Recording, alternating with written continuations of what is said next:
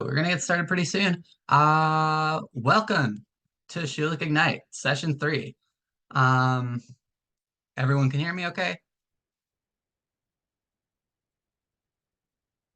Just like to make sure. Okay, great. So we're just gonna jump out of here and bring up Top Hat. Give everyone a chance to open up Top Hat. We're just gonna have another beginning of session question, um, just about the end of session exercises from last session. So here is the join code if you do not have it already. And again, we're just asking where if you did the end of session exercises, were they hard, great, easy, the Goldilocks zone? If you didn't do the exercises, that's fine too. Just be honest.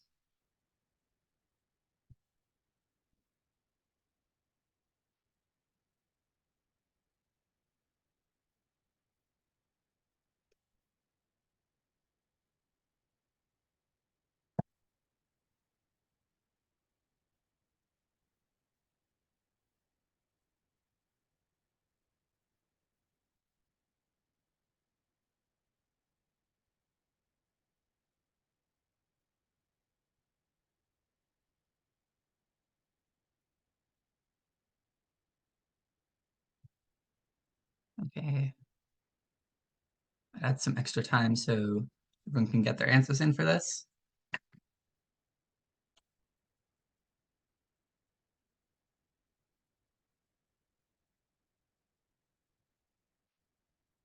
Okay, looks like everyone's answered. Just gonna show responses. Okay, looks like pretty even distribution here. Um, Mostly great, some easy, some hard. Those of you who did not do the exercises, whoa, oh wow, 4 of you. I appreciate your honesty once again. Um, all right, and with that, we're gonna get into today's presentation. So, quick overview of what we're going to be talking about in today's session. So starting with this session, at the beginning of each session, we're just going to be going over different real-life application of software engineering, just to get you thinking of how we can use um, different software engineering principles in the real world for different things. Then we're going to be going an overview of what we talked about last session about variable scope. And we talked about using global variables, so we're going to go over that. We're going to introduce new variable type Booleans along with if and else statements. And lastly, we're going to be talking about relational and logical operators. So let's move on with this. So first thing we're going to talk about is autonomous vehicles. So this is something where a lot of different software is used so that autonomous vehicles can sense their environments and operate without human involvement. Question, can someone share the link for the Google Slides on Discord? Um, I can just give you the link in the chat if you need it.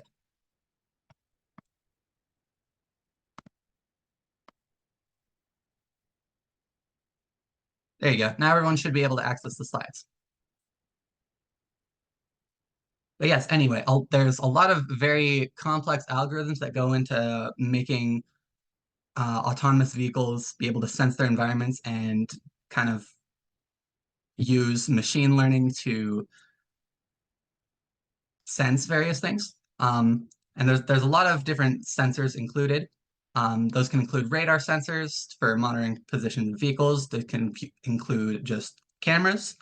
These can include LiDAR sensors, which can be used to measure distance and lane markings, as well as ultrasonic sensors. So these are something that are not quite at the point where they can be used in like on road travel, but like autonomous vehicles are used for stuff like the Mars rover would be a very real application that's currently being used for an autonomous vehicle um, in a real world being used for scientific purposes. So I definitely think that's something neat to think about.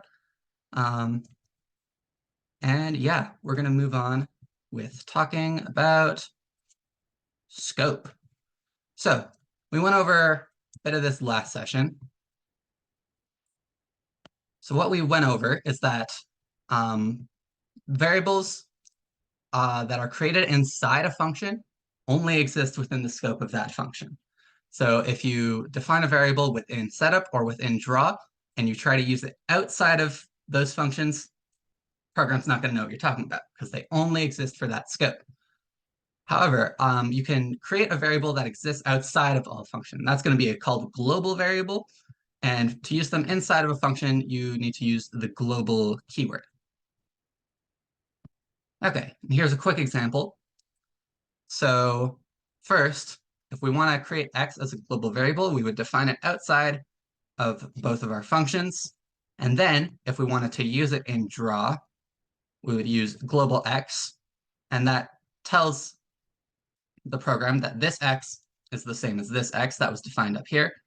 And now we can use x like a normal variable and increment it just like any other variable.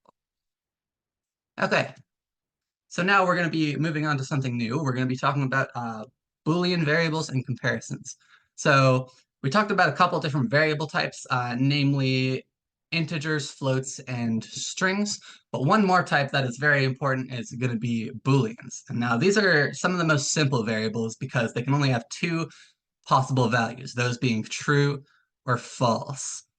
And so these are useful in assessing logical statements, namely is a given condition true or is it false, and comparisons.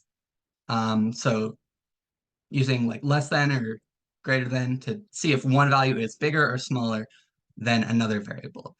So the convention for these variables are you just write true or false with first letter of true or false capitalized, as you see here. All right, so that's what a Boolean variable is.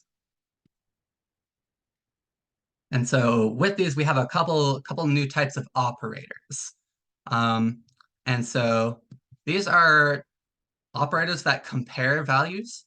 So they'll be comparing like integer and float types and giving a result that is a Boolean, so either true or false. So the different types we have here, some of these you've probably seen before. So we have less than or equal to, greater than or equal to. These kind of operate more or less how you would expect. We also have the equal and not equal operator. So here's a point that we want to avoid confusion here. So here's a reminder. Last couple sessions we've been using the assignment operator. That's the single equal sign, and that's for assigning values to a variable. Now, if you want to compare values, so for example, if you wanted to state that a variable, say x, is equal to 5, if you want to check whether you set that variable equal to 5, then you would use this double equal sign for comparing values. And not equal is it's the same thing, but it's opposite of equal. So if you wanted to see if two values are different from one another, you would use the not equal operator. And that will give you either true if the two values are equal in this case, and then false if they're not equal in this case. Okay, so here's a couple examples of using these comparison operators. So first example, very simple one. Let's say we want to see if 1 is less than 4. So of course 1 is less than 4, so that expression evaluates to true, and it will print true. So next one, this is where we would be using that assignment operator we talked about before. So we're assigning the value of -5 to the variable a, and we want to check if -5 is greater than or equal to 0. In this case, it's not greater than or equal to 0, so it'll print false for that one. And last example here, we're assigning two variables here. So we're assigning 0 to x and 57 to y. And then we're using that not equals operator to compare these two variables. And of course, since 0 is not equal to 57, this expression will evaluate to true. Okay. So now that we've gone over that, let's talk about using combining operators for conditions. So there's a couple more operators that we can use to combine multiple logical statements together to produce different results. So these operators that we're going to be using are going to be and or. So for example here, if we want to combine two statements together, that being programming is fun and programming is useful, that would be true. Because programming is fun, that statement is true, and programming is useful, statement is also true. And since both statements are true, the combined statement will be true. So here's another use of that and statement. So let's say we want to say Halloween has candy and Halloween has Easter eggs. The first statement is true, but since the second statement is false, that means the whole statement is going to be evaluated to false. Since if we're using an and operator, both statements need to be true for the whole statement to be true. Now, compare that to the or operator, where only one of the things need to be true. So in this case, if we say Halloween has candy or Halloween has Easter eggs, that would evaluate to true, since Halloween only needs to have one of those things for the combined statement to be true. So let's look at some examples using some actual values. So we talked about and that is true only if all of the Boolean statements are true. So the first example here, 5 is greater than 3 and 6 is greater than 3. And since both of those are true, the whole statement is true. But if we were to say 5 is greater than 3 and 6 is less than 3, that one is false. So this entire statement will evaluate to false. And then we can compare that to or, which is true if any of the Boolean statements are true. So we can use the same statement of 5 is greater than 3 or 6 is less than 3. And since one of the statements is true, the or statement will be true. But if both of them are false, then that will evaluate to false. And lastly, we have the not operator, which just reverses the output of the Boolean statement. So if it's true and you go not true, it'll evaluate to false, and vice versa. So for example, 6 is less than 3, obviously that's false, but if we go not 6 less than 3, it'll become true. So we're just reversing the statement from true to false and vice versa. And here's a truth table for all of these logical operators. So if we have not true, that'll be false. If we have not false, that'll be true. For the or statements, we only need one of the statements to be true for the value to be true. And for the and statement, we need both of them to be true for the value to be true. Okay. And now, since we've learned about all of these Boolean values, we're going to be talking about using them in if statements. So if statements are used to run code based on some condition. So an if statement will take a condition in, and if that condition is true, it'll execute some code, and if it is false, it will not execute that code. Here's an example of that. So let's say if your house is cold, you want your thermostat to turn on your furnace. So a way we could do that is we could say if house temperature is less than 20, then furnace on equals true. So here's kind of the formatting of this. So we use if here, we have our colon to put our kind of code inside, and the code within the if block is always going to be indented by one tab. Same way we would do with our functions, the setup and draw functions. It's kind of a similar convention. So got to remember to have that indent there for the code within the block. So yeah, there's the use of that. We could say that if the house temperature is less than 20, we want our furnace to be on. And if the house temperature is greater than 25, then we want our furnace to be off. So we go furnace on equals false. Okay, so here's a kind of visual example. So let's say we wanted the ball to disappear if we go past a certain point. So the way we could do that is we have our line in the middle of the screen here, namely at x 250. And we could go if mouse x, remember this variable gives us the position of our mouse on the screen. So if that is less than 2250, then we'll execute this whole code, which will draw the ball.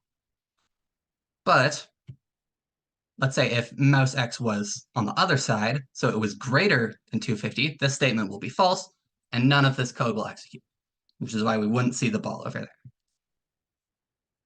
Okay, so we can also have branching statements. So that would be where we have an if condition, and if that condition is true, we are going to do a thing, but then we can have an else condition, which is only if it is false, it'll do a different thing.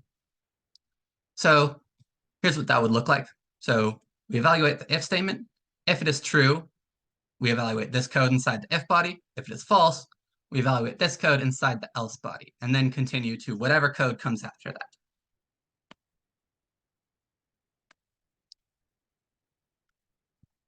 So yeah, here's kind of the order follows is you can look at this flow chart to see how that works. And any code after the if statement would be executed after either the if code is executed or the else code is executed. Okay, so here's a slightly different example where we have this kind of mirrored ball effect. So we have the same code as before, where if our mouse X position is less than 250, it'll draw the ball normally.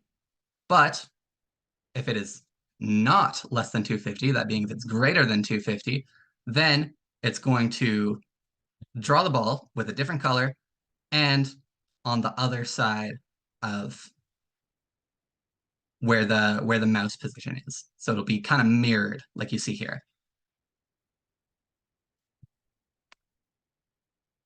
Okay, so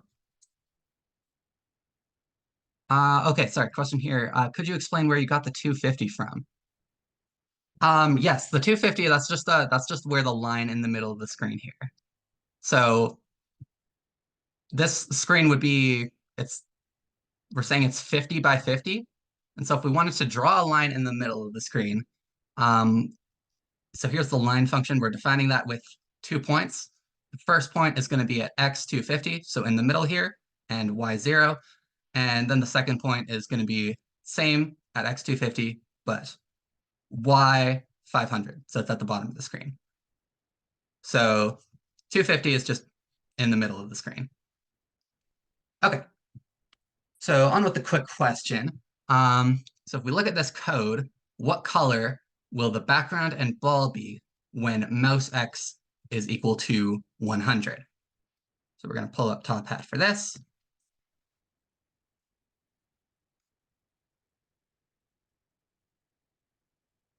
That is not the right session. Okay. And just going to make sure the whole screen is shared.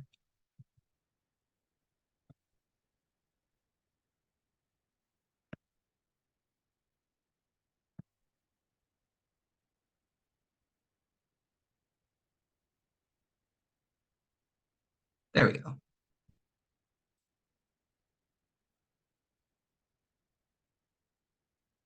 So question, what color is the background when mouse x is 100 in this code?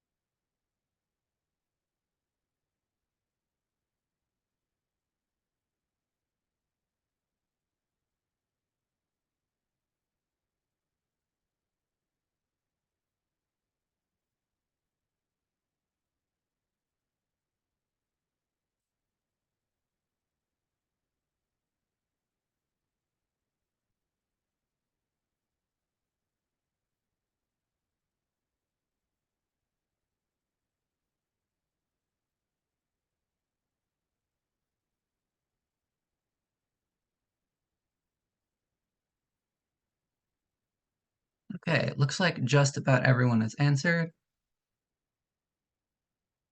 Still have a couple more seconds though.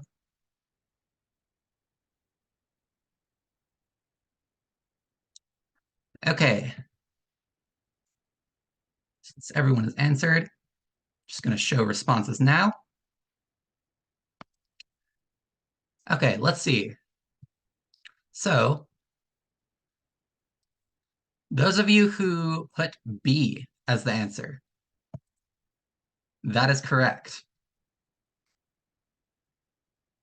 So, you can just show answer here. Yes. So, if we go back to that flow chart that we saw earlier in the slides, we can see kind of how this branching execution would work.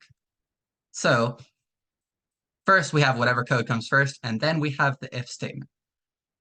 So, we're going to either evaluate the code inside the if body if the statement is true, the code inside the else body if it's false. And then after one of those has been executed, we're going to execute whatever code comes next.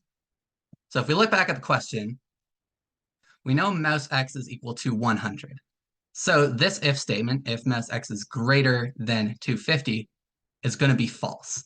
So that means this x, or this else code is going to execute, which will make the background blue, and then make the fill color green. But then after that, we're going to execute all this code, which means the fill color is then going to be changed to yellow, and then we draw the ellipse. So with all that code, the background is going to be blue, and the ball is going to be yellow. Okay. With that, let's move on to an exercise that kind of uses these principles. So this is going to be another one with a ball moving across the screen. But the thing we need to do is, if we're drawing the circle at the top left-hand corner, it's going to move horizontally to the right until it gets to the end, and then reappear back at the left. So let's think about what we need to do this. So first, we need to consider the position at which the circle will need to disappear, and then the position at which it will need to reappear. So we can start thinking about how we can use if statements to tell whether the ball has reached the end of the screen, and then how to make it reset. Okay, so I'm going to open up breakout rooms for this. Okay, I think we got everyone back. So hopefully everyone got a chance to try out that exercise. Here is just an example of one solution. Not all of the parameters need to be exactly the same as what we see here, but the main point is we need to have an if statement in draw that will check if the x value of the ball is past a certain point, and if it is, then it will reset that x point to where it was at the beginning. So that's really the main point we need here. Okay, so we're going to continue with the slides and talk about some more branching statements. So With the if and else statements, we only had two different branches, but if we want more than that, then we can include a third branch, and we would call that elif. We can include multiple of these. And how this will work is we'll have basically this type of tree, um, where first we evaluate the first if statement, and if that is false, we move on to the second one, this else if or elif. And then if that is false, we move on to else. But if this elif is true, then we move on to this block. So again, we have a flow chart for this, and we can use as many elif statements as you need within the same if statement. So if you wanted to include another elif after that, it would just branch off the first one, same as this one does here. Okay, so that's how elifs work. And here's a little example about combining logical operators. So we've learned about the not operators and the and operators. So here's an example of how we would be able to use both of them.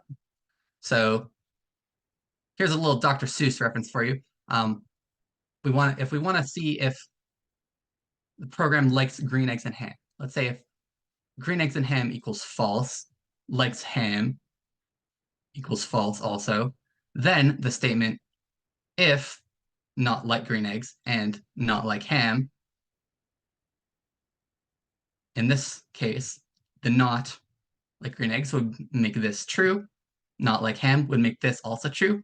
And since they are both true, the and statement is true, and we will print both of these statements. I do not like green eggs and ham. I do not like them semi-ham. Okay, and now let's work on bringing some of these concepts together. So here's an example where if our mouse X and mouse Y are greater than 250, that means they'll be in this corner of the screen.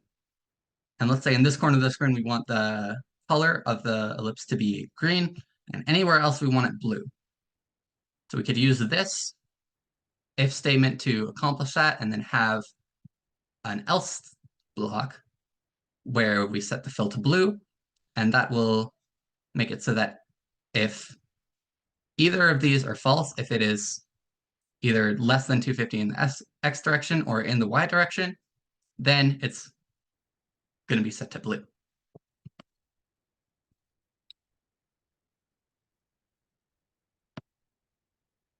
Okay, we have one more quick question. So that's going to be, what color is the circle when mouse x equals 150 and mouse y equals 50, based on this code?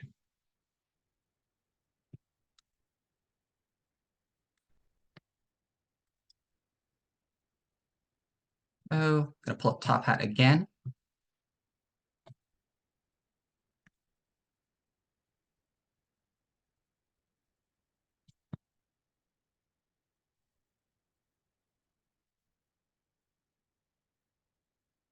Share the full screen again.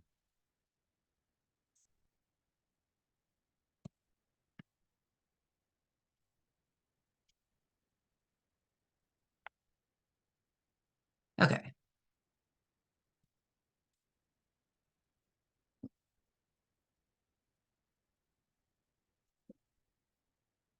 So again, for this question, we can look back at the flow chart a couple slides ago to kind of get a sense of how these branching if statements and elif statements would work.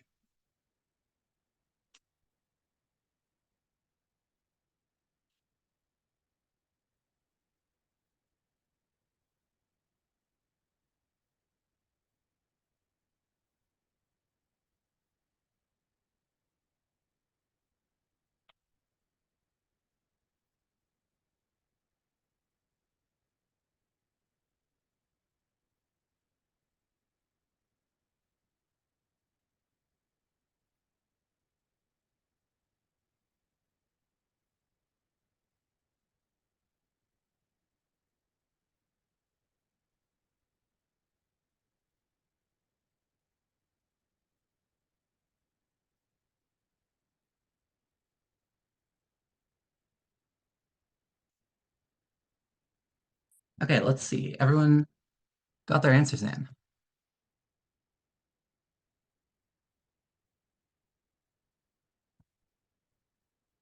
Okay, so those of you who answered, let me just read the question. Yes, okay, those of you who answered green, that is the correct answer. As if we look back at this code, we can see that one of these logical statements uses and one of them uses or. So for the first statement, both of these statements will need to be true for it to execute this code. But since one of them is false, it's not going to execute. But if we have the or here, only one of them needs to be true. And so since mouse y less than 100 is going to be true, this will evaluate to true, and we set the fill color to green. Okay, so now we have a second exercise that's kind of expanding on the example earlier in the slides. That's going to be how do we set the conditions of if, elif, else blocks to make it so that the circle will be a different color in each quadrant of the screen here. So we can draw a grid like this, again, using the line function that we saw earlier. We just define the 2 points of the line to draw that. And we would use branching if statements to change the color depending on where it is on the screen. Okay, so we're gonna have a short breakout room for this.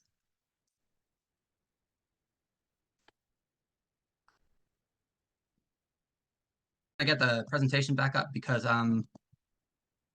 Chrome just is not working right now.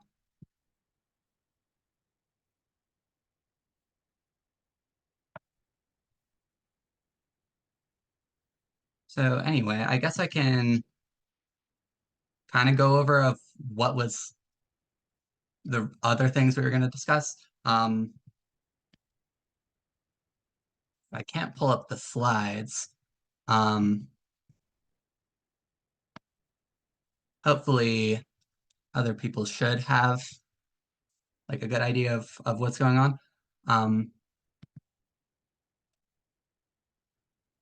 but anyway,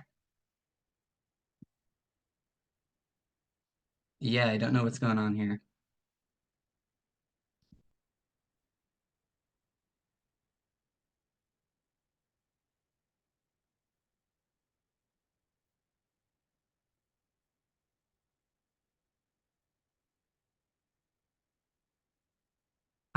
But yeah, there were a few slides. We were going to talk about mouse pressed, which is another function that will give you a Boolean variable based on whether the mouse button is clicked or not.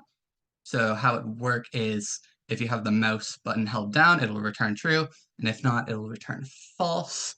Um, we're going to go over um, just the completion certificate for these sessions. Um, a reminder that you need to attend 6 out of the 8 sessions in order to receive that certificate. And then with that, the rest of the session is just going to be for exercises.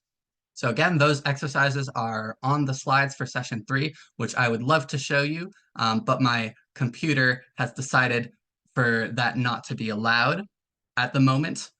So we're just going to jump right into it with the breakout rooms for the rest of the session while I figure out how to get my web browser to work again.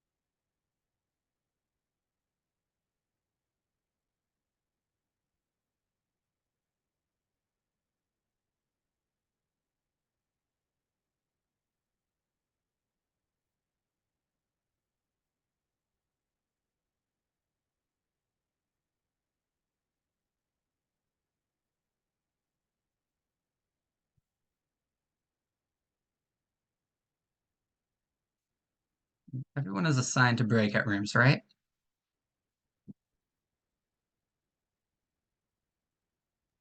Yeah, everyone should be assigned.